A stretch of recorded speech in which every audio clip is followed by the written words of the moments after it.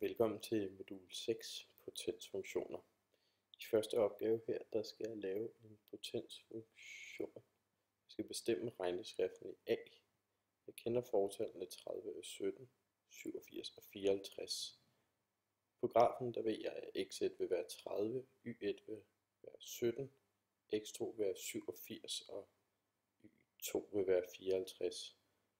For at finde frem til forskriften skal jeg først finde A, og det gør jeg via den her formel. Det vil sige, at y1 er 54 osv. Så dem lægger jeg ind i formlen her.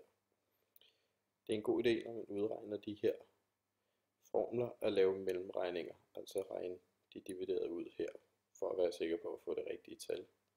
Det har vi gjort, så vi får log 3,17 divideret med log 2,9. Log står for logaritme. Det giver 1,8.